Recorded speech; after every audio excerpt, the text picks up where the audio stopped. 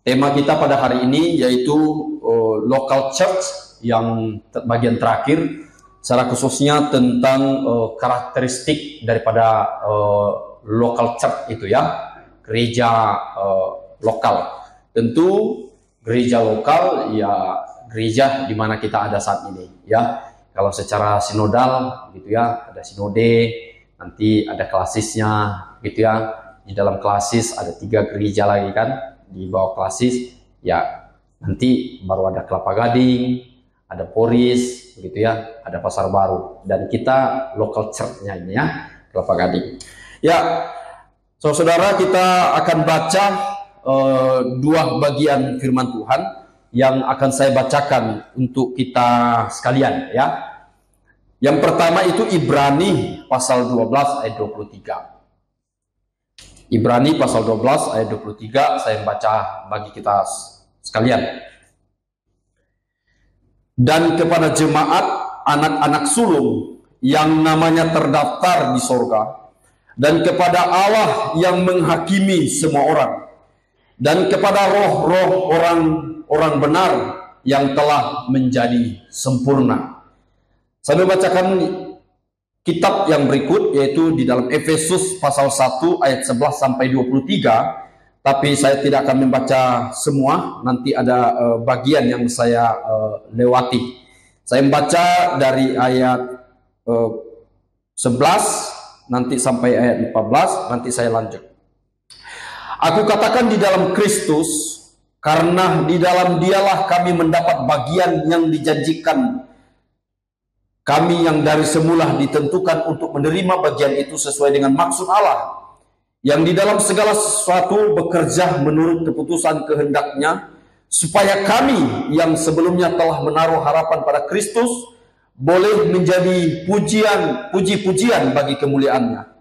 Di dalam Dia kamu juga, karena kamu telah mendengar firman kebenaran, yaitu Injil keselamatanmu, di dalam Dia kamu juga, ketika kamu percaya, dimeteraikan dengan Roh Kudus yang dijanjikannya itu.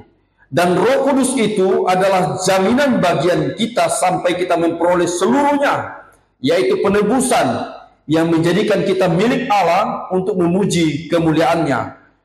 Doa untuk pengertian kemuliaan Kristus. Saya akan membaca di ayat 19 dari pasal 1 Efesus tadi ya. Ayat 19.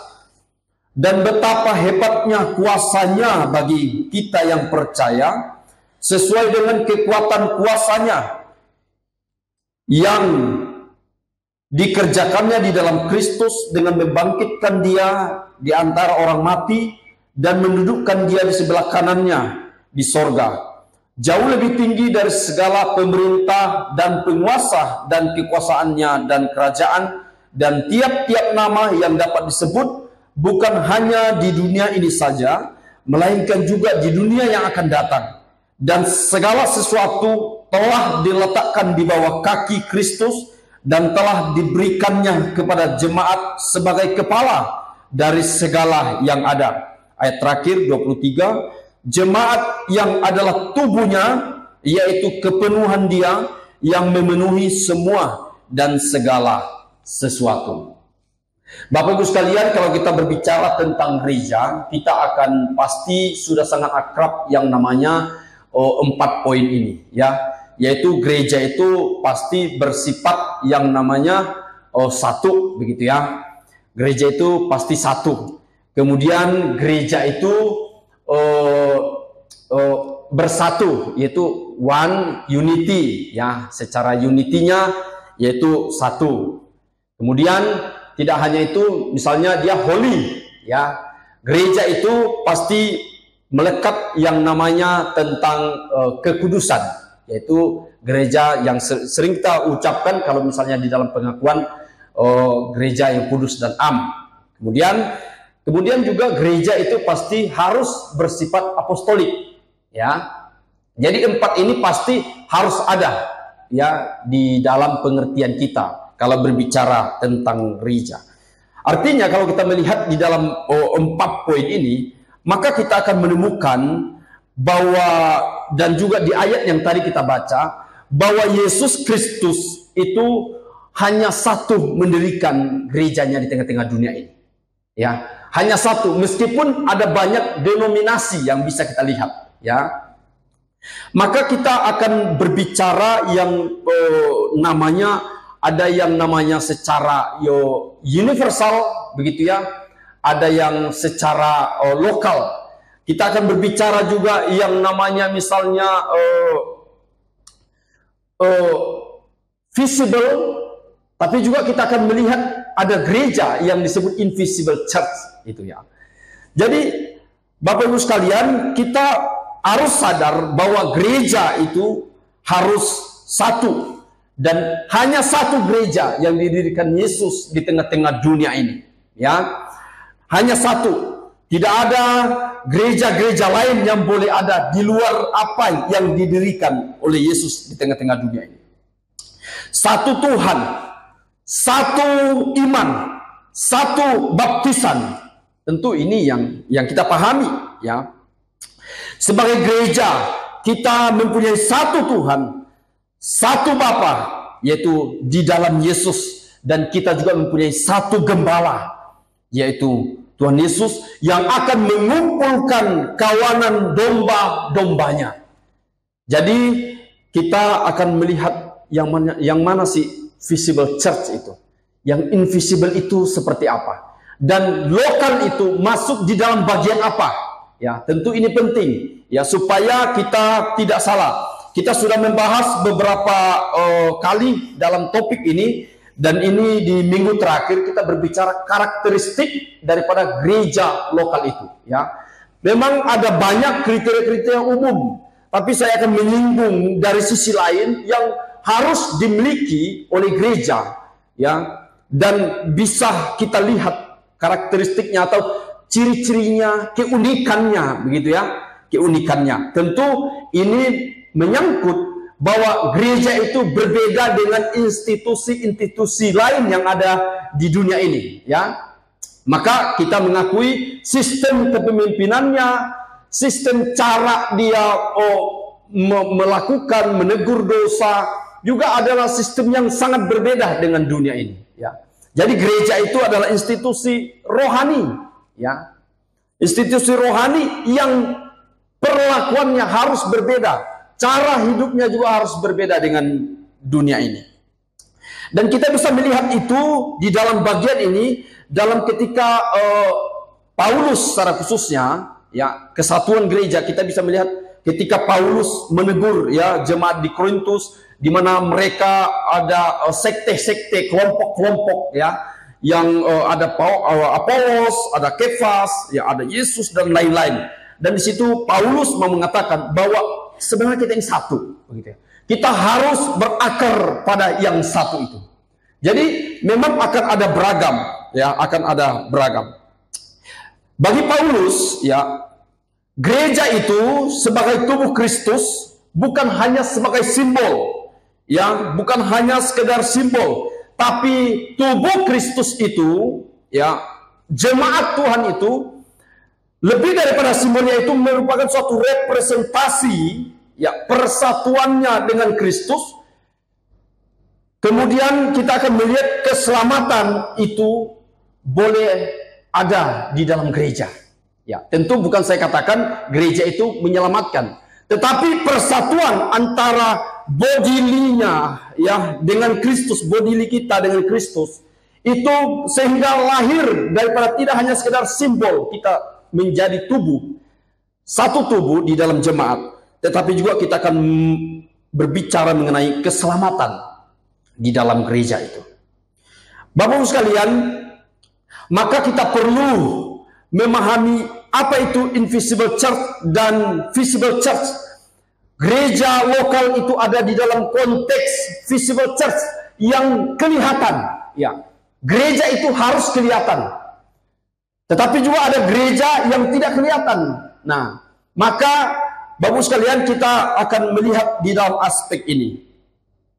Nah, kita akan bisa melihat jemaat lokal tentu berbicara jemaat yang ada di dalam wilayah-wilayah tertentu, ya, berada di dalam wilayah tertentu, ada di dalam waktu, ya, ada di dalam, bisa kita katakan dia ada di dalam suatu denominasi, begitu ya.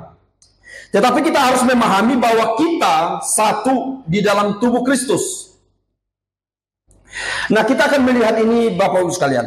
Gereja Katolik Roma secara khususnya sangat menolak yang namanya gereja yang secara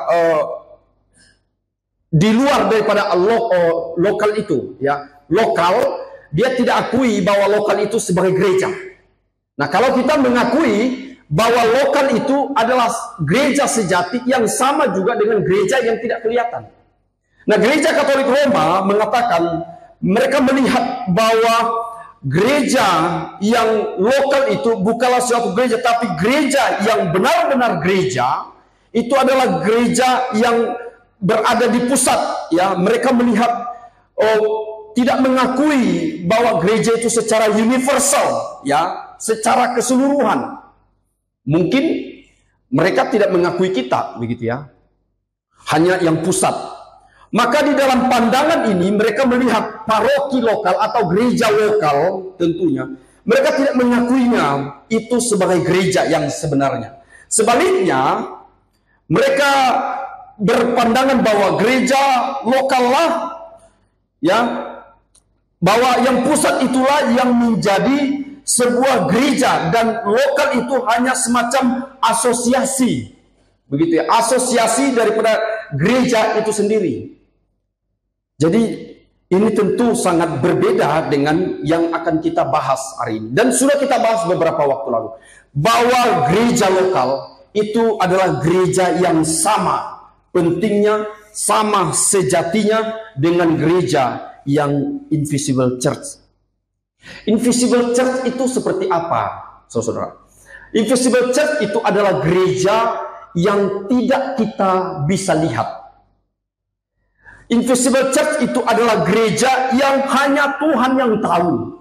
Di dalam gereja lokal ada yang invisible church, ada juga yang justru bukan invisible church. Dalam artian, ada di antara kita yang sudah tergabung di dalam tubuh Kristus, tetapi ada juga yang di luar Kristus. Nah, inilah yang dimaksud dengan invisible church ini. Invisible church itu hanya Tuhan yang tahu. Hanya Tuhan yang tahu. Dan kita tidak bisa menghakimi orang apakah dia sudah ada di dalam gereja atau masih ada di luar gereja. Apakah dia ada di gereja Kelapa Gading ini atau di luar daripada Kelapa Gading. Kita tidak bisa katakan. Tapi dia bisa disebut sebagai invisible church kalau Tuhan beranugerah kepadanya. Jadi yang pertama, karakteristik daripada gereja lokal yang mau kita lihat, saya melihatnya dari sisi lain, ya, yaitu yang pertama, ini sudah ditulis juga sedikit oleh Musa, ya. Musa sudah menuliskan di warta. Kalau Bapak Ibu rajin membukanya, itu mengantar kita, ya. Yang pertama di sini adalah mengakui Kristus sebagai kepala dari tubuh, yaitu apa? Gereja lokal itu sendiri. Inilah yang harus ada di dalam gereja lokal. Gereja lokal bukan merupakan suatu komunitas atau kelompok yang mengeluarkan diri, mengumpulkan diri atau sepakat daripada invisible lalu menjadi visible, membentuk suatu komunitas. Tidak demikian, ya. Jadi jelas bahwa karakteristik yang pertama daripada gereja lokal yang harus ada, yaitu adalah ia mengakui Kristus sebagai kepala daripada tubuh.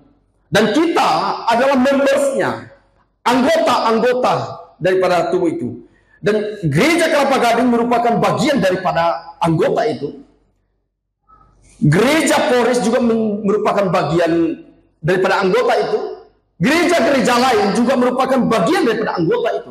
Kita tidak berbicara perihal apakah dia hidup di dalam pemahaman pengajaran yang dia bertumbuh di sana atau tidak. Tapi di sini kita bisa melihat kita adalah bagian-bagian daripada tubuh itu. Nah, Tuhan Yesus Kristus adalah satu-satunya raja dan kepala daripada gereja yang dinyatakan di dalam banyak kitab suci kita lihat. Di dalam Kolose misalnya pasal 1 ayat 1 sampai 2 dan Efesus pasal 1 ayat 20-23. Tuhan Yesus Kristus adalah satu-satunya kepala dan tidak boleh ada yang mengklaim dirinya menjadi wakil Yesus Kristus di tengah-tengah dunia ini. Termasuk saya, termasuk siapapun, tidak boleh mengklaim dirinya sebagai kepala daripada tubuh. Apalagi kita bisa melihat beberapa pengajaran-pengajaran lain yang sampai mengkultuskan, bahkan sampai katanya gereja yang paling ini Alkitabiah karena didirikan oleh Rasul Petrus, berdiri atas Rasul Petrus, Paulus dan lain-lain. Tentu tidak hanya perihal berbicara Kristus di dalam konteks gereja, saudara. Tapi ini juga perihal bagaimana Kristus itu menjadi kepala daripada rumah tangga. Ya. Daripada kehidupan kita, apakah Kristus itu menjadi kepala di dalam bagian-bagian hidup kita? Nah, apabila ini terjadi di dalam gereja lokal secara khususnya, maka ini bukan hanya tidak menghormati Kristus sebagai kepala, tetapi saya pikir ini merupakan suatu kecongkakan yang bisa kita lihat di dalam gereja. Nah, gereja lokal tidak menjadikan otoritas paus, gembala, diaken, bahkan sakramen-sakramen yang dilakukan di dalam gereja, sehingga sampai menggeser posisi Kristus yang dia memiliki otoritas pada gerejanya. Dan dia adalah sebagai kepala daripada gerejanya. Kristus sekali lagi adalah kepala daripada tubuh. Dan di sini kita bisa melihat bagaimana ketika Kristus sebagai kepala bagi gerejanya, gereja lokal, maka di situ kita bisa melihat supremasi Kristus yang semakin nyata di tengah-tengah dunia ini. Gereja lokal sekali lagi bukan suatu pelarian di mana kita bisa bebas daripada kepala yang satu itu. Tetapi justru kehadiran Visible Church dalam gereja lokal justru itu semakin menunjukkan kepada dunia bahwa Kristus itu memerintah tidak hanya di gerejanya tetapi di tengah-tengah dunia ini. Dalam pengakuan Westminster juga mengatakan bahwa gereja yang terlihat dengan dia bandingkan suatu kerajaan Tuhan Yesus Kristus di tengah-tengah dunia ini. Gereja menjadi tempat di mana pemerintahan Yesus Kristus ditampilkan di tengah-tengah dunia. Sekali lagi, gereja lokal di mana kita ada menjadi suatu tempat di mana Kristus ditampilkan. Dan kita bisa melihat ini begitu jelas di dalam Alkitab yang sudah kita baca. Tata pemerintahan gereja adalah cara memberikan suatu ekspresi terhadap pemerintahan Kristus melalui gerejanya. Ini yang pertama yang perlu kita pahami. Gereja lokal di mana Kristus harus menjadi kepala. Itu karakteristik. Ya, itu karakteristik yang harus ada di dalam gereja lokal. Yang kedua, saudara, yaitu adalah karakteristik daripada gereja lokal, yaitu ketidaksempurnaan dari gereja lokal itu sendiri. Ya, sehingga kita tidak boleh kecewa dengan gereja lokal. Tentu saya tidak mengatakan bahwa gereja itu harus dengan bebas melakukan pelayanannya, mendirikan gerejanya, suka-sukanya semua, enggak. Tetapi kita harus melihat ketidaksempurnaan daripada gereja lokal itu. Ya, sehingga kita tidak mudah kecewa dengan suatu gereja kita di mana kita ada. Kita tidak mudah meninggalkan gereja tersebut, ya. Nah, ini kita bisa melihat daripada bagian ini bahwa gereja yang kelihatan terdiri dari semua orang, saudara. Mengaku agama yang benar, bahkan bersama-sama dengan anak-anak kita, dengan rekan-rekan kita, adik-adik kita, dengan keberagaman yang ada ini, ya. Dan tidak disangkal, ya, tidak disangkal, kita tidak bisa menyangkali bahwa di dalam gereja lokal ini ada mungkin orang-orang yang tidak percaya, ya, dan mungkin mereka belum termasuk di dalam sebagai anggota gereja yang sejati, yaitu di dalam tubuh Kristus. Ini adalah salah satu ketidaksempurnaan karakteristik yang ada di dalam gereja lokal. Ketidaksempurnaannya. Ya, kalau kita berbicara kesempurnaan terus, maka kita artinya belum mengalami, belum memahami gereja itu seperti apa. Ya, Allah telah memerintahkan gerejanya yang kelihatan harus mencakup, ya, mencakup kepada orang-orang yang sudah mengalami penebusan. Tetapi benarkah di dalam gereja di mana kita ada adalah orang-orang yang sudah benar-benar tergabung dan sudah benar-benar mengalami penebusan daripada darah Kristus itu? Tentu kita tidak bisa menjamin. Kita tidak bisa menjamin. Dan ini kita bisa melihat di dalam perjanjian lama kisah daripada Yakub dan Esau, ya. Mereka sama-sama disunat. Mereka sama-sama dikatakan sunat itu lambang perjanjian, begitu ya. Tetapi nyatanya kita bisa melihat bahwa Esau ternyata tidak mendapatkan bagian daripada gereja itu dalam konteks kita. Artinya apa? Mereka bisa secara tradisi menjalankan itu. Ya, kita bisa secara tradisi, kita ada di dalam suatu gereja lokal, kita bergereja. Tetapi apakah kita bisa menjaminnya? Kita bisa lihat juga kisah daripada Yudas, ya. Di mana Yudas melayani bersama, jalan bersama Yesus, dia menyaksikan mujizat-mujizat. Tetapi Yudas ternyata tidak pernah ada di dalam suatu gereja itu. Dia ada di luar gereja. Dia ada di luar tubuh Kristus. Inilah ketidaksempurnaan visible church itu, gereja lokal. Karena sekali lagi, yang bisa memastikan gereja itu sejati adalah Yesus itu sendiri. Dan kita bisa melihat ada tanda-tandanya, ya, ada tanda-tandanya.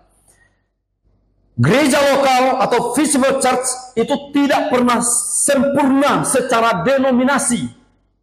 Ya. Ketidaksempurnaan ini bisa kita lihat. Yang pertama, adanya orang-orang yang tidak sempurna, ya, tidak sepenuhnya menjadi milik Kristus. Kemudian ada pula orang-orang yang tidak bisa kita pungkiri. Di dalam gereja saat ini ada orang-orang yang munafik, ya. Tetapi ia begitu mahir mengelabui, meniru kehidupan anak-anak Tuhan di dalam komunitas ini. Nah, tentu ini berkait kejahatan-kejahatan di dalam diri. Dan setiap kali gereja mau mencoba untuk sempurna, acap sekali kita mendapatkan suatu kegagalan, bukan? Karena gereja yang invisible church itu, yang tidak terlihat itu, yang sejati itu, kadang-kadang hanya bisa dimanipulatif. Sehingga kehidupannya tidak menunjukkan daripada tanda-tanda gereja yang sejati. Gereja lokal tentu saja tidak murni, Bapak Ibu sekalian. Gereja lokal tentu saja tidak murni, tidak sempurna. Jadi jangan engkau mengharapkan di mana engkau ada saat ini, gereja itu bisa memuaskan hasratmu, keinginan hatimu, kepuasan psikologimu. Tidak akan bisa. Engkau juga akan menemukan suatu kekecewaan, ya. Kekecewaan baik dengan gembala, dengan hamba Tuhan lain dengan para diaken, engkau akan menemukan itu. Ini adalah suatu bukti karakteristik yang ada di dalam gereja lokal. Ketidaksempurnaan itu, karena bisa beragam. Masih puji Tuhan ya, kalau kita misalnya terluka dengan sesama tubuh Kristus begitu. Tapi kalau ada yang belum bergabung di dalam tubuh Kristus begitu ya, kita terluka. Nah, kita diajar sekali lagi ya, diajar. Nah, tanda daripada gereja itu, kalau kita hanya melihat ketidaksempurnaan, lalu apa tanda daripada gereja yang sejati, yang benar itu, sehingga kita boleh ada di dalamnya, kan begitu. Yang pertama, ini saya menyampaikannya, tapi sudah disampaikan oleh Musa di dalam itu. Harus memiliki pemberitaan firman Tuhan. Itu tanda. Bagus sekalian, silakan melihat itu di dalam gereja ini. Ya, di dalam gereja ini. Apakah yang diberitakan itu adalah firman Tuhan? Kalau firman Tuhan sudah disampaikan kepada Bapak Ibu, tetapi engkau meninggalkan gereja ini karena faktor-faktor lain, maka engkau adalah orang yang berdosa di depan Tuhan. Begitu juga kami, hamba-hamba Tuhan. Ketika kami tidak menyampaikan firman Tuhan yang benar, kami berdosa kepada Tuhan. Jadi masing-masing kita ada tanggung jawabnya, ada bebannya. Dan Bapak Ibu sekalian, silakan melihat ini di dalam gereja lokal ini. Ya, di dalam gereja lokal ini. Pemberitaan firman Tuhan yang murni, benar-benar firman Tuhan. Pemberitaan firman Tuhan yang murni akan melahirkan yang kedua, yaitu pelaksanaan sakramen dengan benar. Karena ia akan menjalankannya seturut dengan firman Tuhan. Ketika yang kedua ini sudah benar, gereja lokal tidak boleh meniadakan yang satu yang tidak kurang penting, yaitu apa? Disiplin di dalam gereja. Ya, Bapak Ibu sekalian, kalau gembala lembek kepada saudara, nah, itu hati-hati. Tapi kalau gembala keras kepada saudara, menegur, mengingatkan, dia hubungi secara pribadi, dia tegur, bersyukur. Karena ini tanda daripada gereja itu, gereja lokal di mana kamu ada itu adalah gereja yang benar. Jadi harus ada ini. Ya, William, kalau nggak ditegur, kalau contoh nggak tegur William nanti, nah, berarti contoh tidak menjalankan daripada gereja ini, ya. Kalau ditegur, bersyukur, ya. Maka tidak sedikit juga Bapak Ibu sekalian, gereja memisahkan diri daripada gereja lokal oleh karena ketidaksempurnaan ini. Atau bahkan justru ketika tiga tanda ini dijalankan, firman Tuhan diberitakan mungkin terlalu keras dan disiplin lagi begitu ya, justru meninggalkan, ya. Jadi banyak jemaat Tuhan atau orang-orang yang meninggalkan gereja lokal itu karena ketidaksempurnaannya. Ini fakta. Ada fakta lain yang bisa kita lihat daripada ketidaksempurnaan. Bagian lain kita bisa melihat ketidaksempurnaan daripada gereja lokal itu adalah kesatuannya. Sampai kapanpun gereja lokal itu tidak akan bisa bersatu sepenuhnya di dalam dunia ini. Ini salah satu ketidaksempurnaan itu. Bukankah gereja itu harus bersatu? Bersatu. Tetapi kita akan dipersatukan. Tidak di saat ini. Tetapi nanti kita akan persatukan. Ini menjadi gereja yang sempurna. Menjadi satu. Ini yang kita bisa lihat.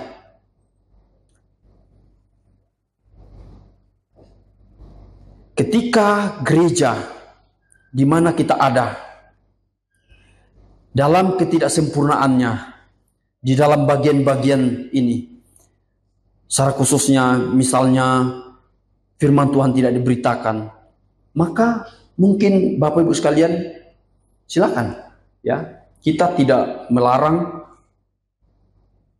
tetapi sekali lagi berusaha setia kepada gereja yang terus mengupayakan memberikan makanan rohani yang baik kepada saudara. Kecuali gereja di mana engkau berada gereja lokal di mana kita berada itu justru membiarkan kita, tidak menegur kita, tidak menegur, mengingatkan kita akan dosa-dosa kita, atau bahkan gereja itu mendukung kita, menyarankan untuk berbuat dosa, atau menyarankan misalnya pengajarannya melakukan dosa, korupsi dan lain-lain. Ya silakan tinggalkan. Ya, itu salah satu gereja yang harus ditinggalkan. Jadi di dalam Wahyu pasal 18 ayat 4 berkata demikian. Pergilah kamu, hai kamu umatku, supaya kamu jangan mengambil bagian dalam dosa-dosanya, dan supaya kamu jangan turut ditimpa malapetakannya. Jadi kapan jemaat meninggalkan suatu gereja lokal? Ketika gereja itu mengajarkan dosa kepadamu, atau mengizinkan, atau kompromi dosa, silakan tinggalkan. Ketidaksempurnaan gereja lokal, sekali lagi, begitu nampak dalam perihal keterpisahannya, begitu nampak. Bapak-Ibu sekalian, kita akan melihat ini dalam poin yang berikut. Yang poin yang berikut kita bisa lihat karakteristik yang harus ada di dalam gereja itu adalah perihal kekudusannya. Ya, kekudusan daripada gereja lokal itu, atau adanya jemaat-jemaat yang menghidupi hidup kudus. Ini dikatakan Paulus di dalam Korintus 1 ayat 1 dan 2. Di situ dikatakan kepada jemaat Allah di Korintus, yaitu mereka yang dikuduskan dalam Kristus Yesus dan dipanggil menjadi orang-orang kudus, dengan semua orang di segala tempat yang berseru kepada nama Tuhan Yesus. Nah, Bapak-Ibu sekalian, karakteristik yang ketiga ini kita bisa melihat bahwa gereja itu menghidupi hidup yang kudus. Jemaatnya menghidupi hidup yang kudus. Gerejanya mengajarkan pengajaran yang membawa umat Tuhan untuk hidup kudus bagi Tuhan. Gereja Visible Church itu adalah merupakan suatu cerminan atau komunitas yang telah nampak daripada yang invisible church itu, yang kudus itu. Nah, Rasul Petrus menulis kepada jemaat di perantauan. Dalam 1 Petrus ayat 1 pasal 1 ayat 14 sampai 16, di situ dikatakan, hendaknya engkau menjadi kudus karena Tuhan itu kudus. Saudara, seruan hidup kudus bukan hanya sekedar gaya hidup. Ini bukan sesuatu seruan atau ajakan hal yang baru bagi umat Tuhan, bagi gereja Tuhan. Merupakan ini suatu panggilan yang sudah lama digaungkan untuk umat Tuhan. Jadi seruan untuk hidup kudus bukan hanya ditetapkan kepada umat Tuhan di dalam Israel, dalam perjanjian lama, dan ini merupakan suatu seruan yang baru atau sesuatu yang asing bagi umat Tuhan di gereja, bukan. Ini hidup kudus sudah terus-menerus disuarakan dan diingatkan kembali. Karena apa? Sekali lagi, karena Tuhan itu kudus adanya. Dan ini sudah lama disampaikan di dalam perjanjian baru. Di dalam Yesaya pasal 6 ayat 5 kita bisa melihat bagaimana Yesaya sebagai seorang yang najis bibir, dia tersungkur karena ia tidak mampu berhadapan-hadapan dengan Tuhan. Karena Tuhan begitu kudus adanya, dia begitu mulia. Demikian juga gereja lokal harus menghidupi hidup yang kudus, harus menunjukkan hidup yang kudus bagi dunia ini. Kalau gereja sendiri, gereja lokal itu tidak menunjukkan yang kudus itu di tengah-tengah dunia ini, maka gereja menjadi tidak ada bedanya dengan institusi-institusi di tengah-tengah dunia ini yang kita bisa lihat.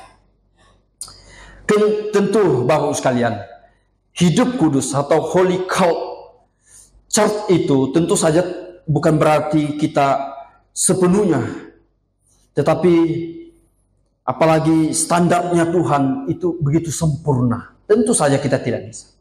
Tetapi ini merupakan suatu panggilan bagi Tuhan kepada kita.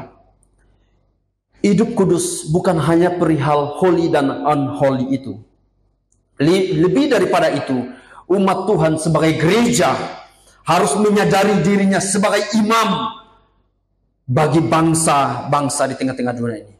Dan daripada itu juga, Bapak sekalian, ini menegaskan bahwa Allah dapat menyediakan pengudusan kepada umat Tuhan. Gereja yang telah ditebus itu melalui satu kurban kehidupan daripada Kristus itu. Pengudusan melalui darah Kristus yang sempurna. Inilah harga daripada gereja lokal itu. Kekudusan. Kekudusan ini, Bapak sekalian, menandakan bahwa kehidupan gereja tidak hanya sekedar standar moral di tengah-tengah dunia ini. Pengudusan umat Tuhan sebagai gereja lokal menjadi tanda pembeda bahwa kita adalah milik Tuhan atau tidak. Apakah kita sudah mencintai hidup kudus itu? Apakah kita sudah mencintai kekudusan Tuhan? Apakah kita sudah memperjuangkan agar kekudusan itu terus ada di tengah-tengah gereja ini? Maka ini menjadi pembeda, tidak hanya secara komunitas, tetapi juga secara personal, Bapak Ibu sekalian. Di dalam bagian ini Hans Kung memberikan suatu pandangan ya dalam gereja Katolik Roma yang menggambarkan bahwa gereja yang kudus meski anggotanya berdosa atau tidak berdosa, ya. Tetapi dalam bagian ini kita bisa melihat sekali lagi bahwa bukan berarti kita tidak berdosa, bukan berarti kita mampu sepenuhnya memenuhi standarnya Tuhan. Tapi ini panggilan bagi kita, suatu karya Kristus yang telah diberikannya kepada kita. Melalui darahnya kita ditebus, melalui darahnya gereja Tuhan dimiliki, dibeli oleh Tuhan. Maka gereja Tuhan harus hidup kudus di hadapan Tuhan. Yang berikut kita bisa lihat karakteristik yang bisa kita lihat di dalam gereja lokal. Adanya peran yang dirasakan antar anggota tubuh. Ya. Kalau bagian ini tidak ada di dalam gereja ini, maka sebenarnya kita hanya gereja yang memisahkan diri. Kita tunggal begitu ya. Sedangkan gereja itu atau visible church itu, local church itu tidak bisa individualistik, tidak bisa independen, ya, tidak bisa berdiri sendiri. Ketika dia dimiliki oleh Kristus, dia harus menyatukan diri dengan anggota-anggota lainnya, yang percaya lainnya. Sehingga kita akan bisa melihat karakteristiknya apa? Adanya peran yang dirasakan oleh anggota. Ada enggak kita merasakan di dalam gereja ini, ya, peran keakraban, komunitas komunikasi yang baik di dalam gereja, ya, sesama tubuh Kristus. Adanya keanggotaan juga kan? Ya, kalau kita tidak menganggotakan diri dalam suatu komunitas, ya maka gereja ini kosong, kan begitu.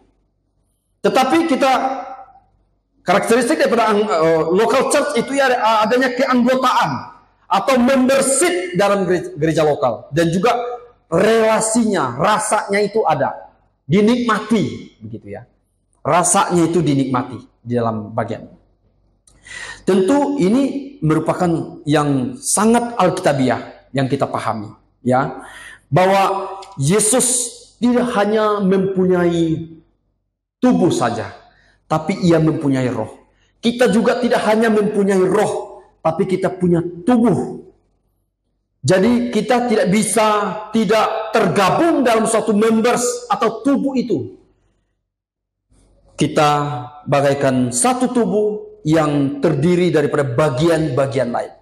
Jika kita adalah milik Kristus, Kita adalah anggota yang melekat pada tubuhnya dan tubuh yang lain.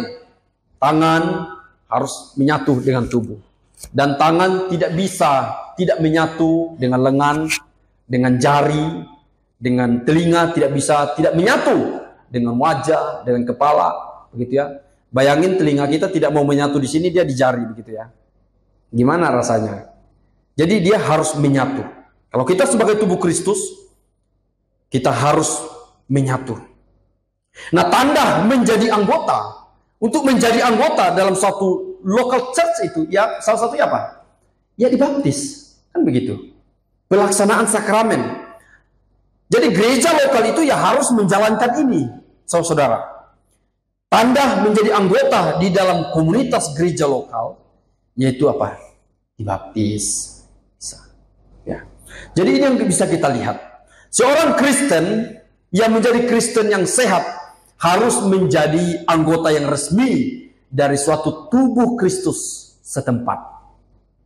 Ya, kita adalah tubuh Kristus dan kita juga harus tergabung dalam suatu komunitas yang resmi.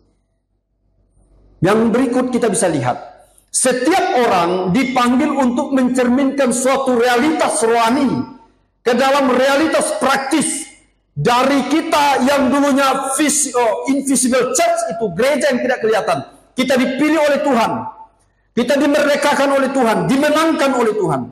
Akhirnya ketika kita dimenangkan, kita menggabungkan, mempersatukan tubuh kita di dalam suatu local church itu, sehingga tidak lagi invisible menjadi visible, sehingga terlihatlah suatu komunitas gereja GP Kris Kelapa Gading yang harus dirasakan secara nyata dan praktis di tengah-tengah dunia ini, untuk melayani sesama tubuh Kristus, melayani orang-orang percaya lainnya.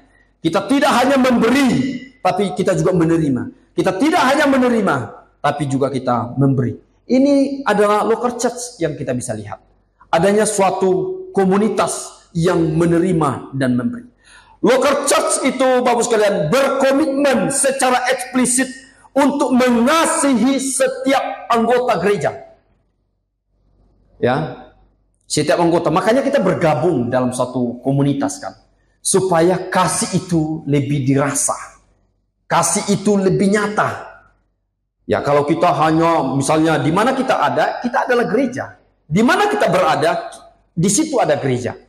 Tetapi kalau gereja tubuh ini tidak bersatu dengan tubuh yang lain, maka tidak akan terjadi yang namanya saling mengasihi. Ya, misalnya gereja di Amerika satu orang, di Papua satu orang.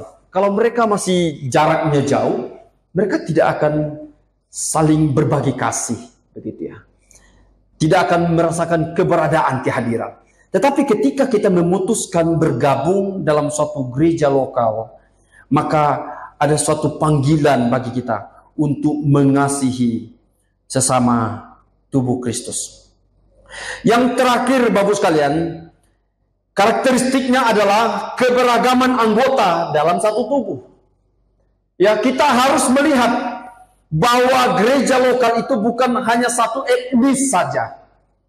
Ya, bukan hanya satu etnis, bukan hanya satu suku, bukan hanya satu karakter, melainkan berbagai-bagai karakter, berbagai etnis, suku yang tergabung dalam satu local church itu. Sehingga kita bisa melihat keberagaman anggota di dalam satu tubuh, di dalam satu gereja. Gereja lokal adalah komunitas yang beragam dan bersatu di dalam satu pengakuan pengajaran yang benar dan mengakui Yesus Kristuslah jalan keselamatan, dan di luar daripada Yesus Kristus tidak ada keselamatan di dalamnya. Ya, jadi keberagaman memang ada, tetapi pengakuan terhadap pengajaran yang benar dan pengakuan kepada Yesus yang adalah satu-satunya keselamatan itu tidak boleh beragam. Ya, kita harus satu, begitu ya. Kita boleh berbeda, tapi pengakuan kita, konsep kita terhadap Kristus itu harus sama. Maka kalau tidak sama, pasti kita memisahkan diri, kan begitu. Kalau tidak sama, pasti memisahkan diri. Maka gereja lokal harus sama di dalam bagian ini. Yang berikut kita bisa melihat gereja lokal adalah suatu bentuk manifestasi dari yang gereja tak kelihatan ke dunia ini dalam bentuk visible, bergabung di dalam lokal komunitas, percaya bersatu di dalam suatu ibadah, melayani Tuhan dan sesama. Jadi ini sangat penting, ya. Keberagaman itu sangat penting. Melalui keberagaman kita bisa melayani satu Tuhan yang sama, satu kepala itu. Gereja lokal visible church yang benar-benar kelihatan tidak lain adalah tubuh Kristus yang menyatakan diri di tengah-tengah dunia ini. Jadi ini yang harus kita sadari, Bapak sekalian. Kita adalah gereja yang kelihatan. Ya, kita adalah gereja yang telah menyatakan imannya di tengah-tengah dunia ini sehingga bergabung dalam satu komunitas. Mereka tidak hanya melihat kita dalam satu komunitas yang percaya, tapi juga bisa melihat komunitas GP Kris Kelapa Gading itu di tengah-tengah dunia ini. Kehadiran gereja ini dirasakan tidak oleh gereja lain. Secara khususnya kita lihat. Dirasakan tidak oleh Pasar Baru. Dirasakan tidak oleh Poris. Dirasakan tidak oleh denominasi-denominasi lain. Ini merupakan suatu panggilan bagi gereja lokal. Karakteristik yang harus kita nyatakan di tengah-tengah dunia ini. Kalau hal ini tidak kita nyatakan, maka kita hanya meniru, begitu ya. Kita hanya meniru daripada gereja yang asli. Dan kita adalah orang yang jahat. Tetapi mari sekali lagi, mari kita nampakkan tidak hanya secara fisik bahwa kita bersatu, oh terlihat nih ada komunitasnya. Tetapi kehadiran lokal church Kelapa Gading ini harus dirasakan di tengah-tengah dunia ini. Kiranya Tuhan memberkati, Tuhan menolong kita. Mari kita berdoa. Bapa di surga, di dalam nama Tuhan, kami yang jauh dari Tuhan telah Tuhan bawa dan Tuhan persatukan dengan tubuh-Mu yang lain. Tuhan, kami bersyukur ada di GP Kris Kelapa Gading saat ini. Kami memiliki latar belakang yang berbeda, daerah yang berbeda, tapi kami memiliki satu Tuhan dan satu iman, bahwa keselamatan tidak ada di luar Kristus. Dan biarlah karya Tuhan yang kami sudah alami ini boleh terus kami nyatakan melalui gereja lokal GP Kris Kelapa Gading di mana kami ada. Kami mohon anugerah Tuhan memampukan kami menjadi gereja yang berdampak bagi klasis kami di Jakarta ini. Bagi gereja-gereja lain, bagi tubuh Kristus lainnya. Kehadiran kami dirasakan, kehadiran kami menjadi berkat. Kami boleh terus belajar memberi bagi tubuh Kristus lainnya. Terima kasih Tuhan, biarlah kami dimampukan dalam anugerah Tuhan. Terpuji, termulia nama-Mu, Tuhan Yesus yang adalah kepala daripada gereja. Amin.